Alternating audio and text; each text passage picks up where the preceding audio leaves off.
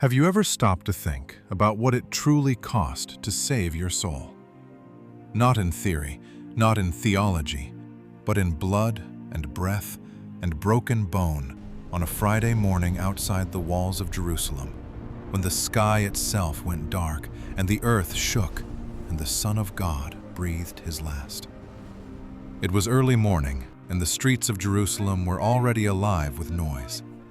Pilgrims had flooded the city for Passover, the feast that remembered Israel's freedom from slavery in Egypt. But on this particular morning, something else was moving through those streets.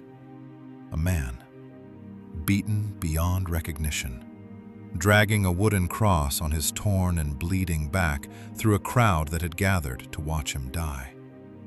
His name was Jesus of Nazareth, and just days before, those same streets had been filled with people throwing palm branches at his feet and calling him king. He had been awake all night, arrested in a garden, dragged before corrupt priests, interrogated, mocked, spat upon, and handed over to Rome by the very people he had come to save.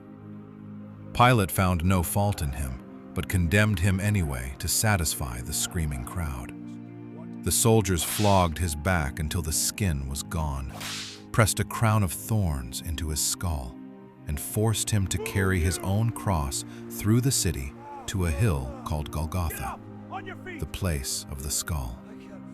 He stumbled under the weight, and a stranger named Simon was pulled from the crowd to help carry it.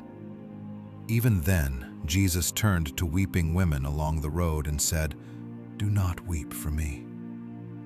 At 9 in the morning, they nailed him to the cross.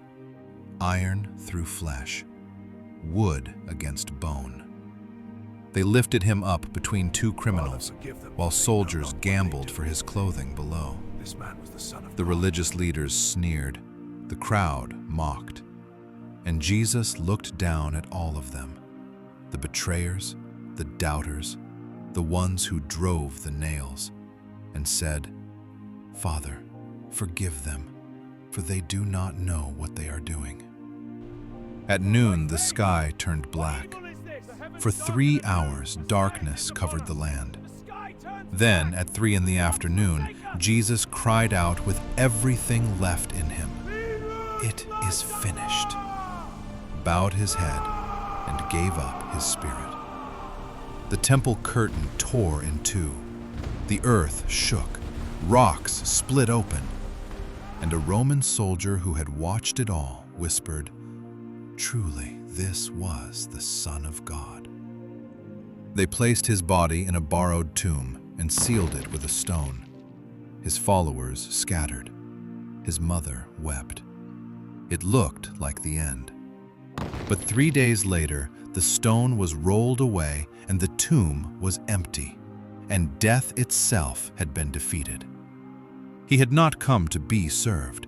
He had come to give his life as a ransom for many, and he paid it in full on that Friday afternoon on a hill outside Jerusalem.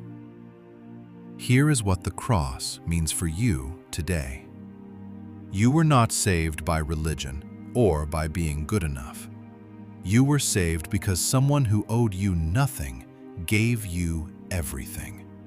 The same hands that were nailed to that wood are the hands that are reaching for you right now. Whatever you are carrying, whatever guilt, whatever shame, whatever fear, it was already placed on his shoulders 2,000 years ago, and he carried it willingly for you.